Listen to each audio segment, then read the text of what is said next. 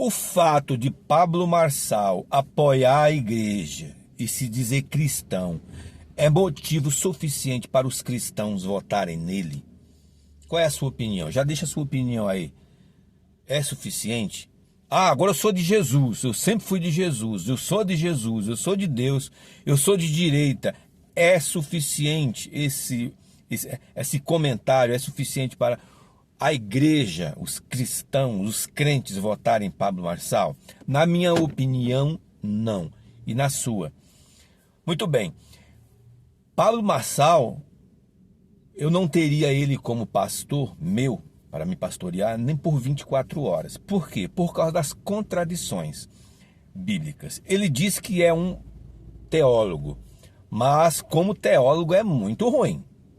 Olha, teologia passou bem longe do entendimento dele. A teologia bíblica, né? A palavra teologia é teos, logos. Deus estudo de Deus.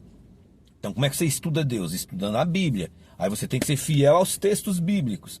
Mas Pablo Marçal é? Não, não é. Ele viaja muito na maionese quando o assunto é teologia. Não basta estudar. A pergunta é aonde estudou, quem foi o mentor, quem foi o professor, qual foi a linha teológica que seguiu. Foi a linha teológica bíblica ou a linha teológica criada por alguém nos porões da vida? Muito bom. Então eu vou falar só umas heresias aqui que Pablo Marçal já falou, que independente dele ser candidato agora, na internet já tem muito vídeo de homens de Deus sérios falando sobre as heresias de Pablo Marçal. Ele já falou, por exemplo, que recentemente, não faz muito tempo, falou que falou para um gay que ele é salvo, mas não vai reinar no milênio. Ele disse para o gay: você é salvo, mas você não vai reinar no milênio. Que heresia gigantesca. Por quê?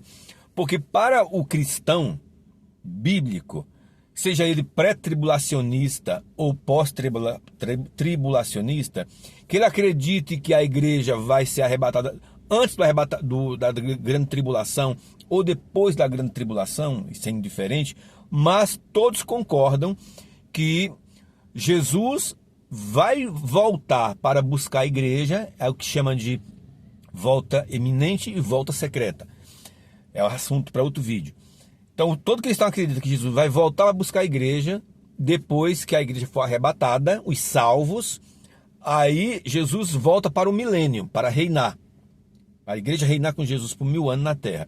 E quem é que vai voltar com Jesus? Os salvos. Então não tem essa de é salvo, mas não vai reinar. Porque quem vai reinar já é quem é salvo. Entendeu? Então, quando ele diz isso, é uma heresia. Isso não é bíblico.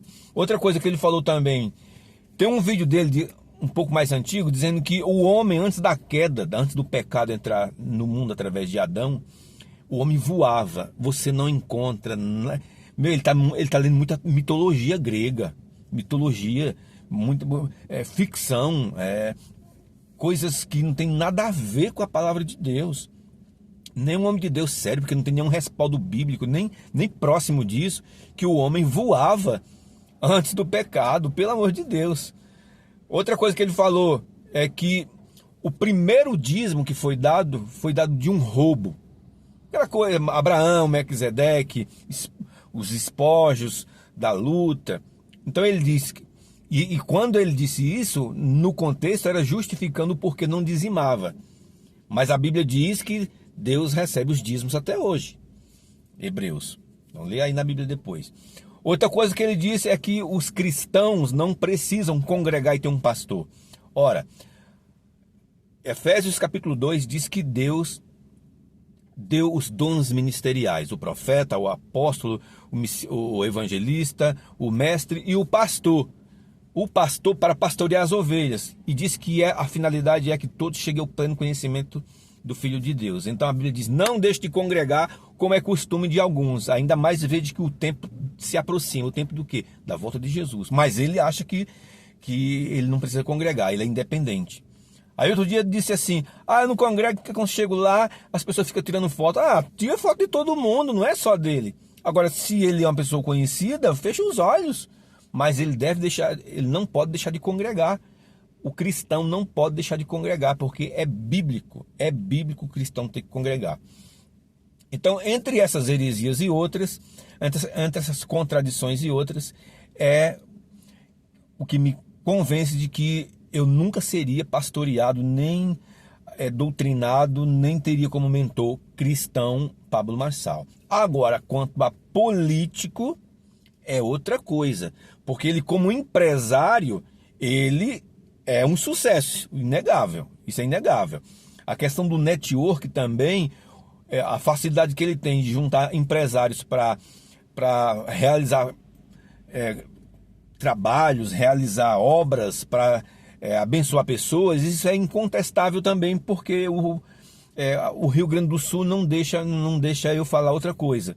Ele é um cara que ele tem muita facilidade, esse trânsito entre empresários, pessoas que pode abençoar outras pessoas, ele tem essa facilidade. Então ele, como prefeito, teria essa facilidade mesmo de fazer parcerias, a prefeitura fazer parcerias com o privado para resolver muita coisa da cidade.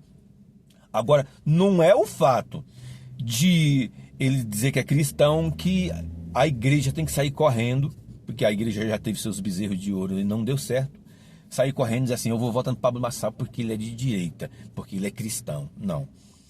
Tem outras coisas, você tem que saber separar.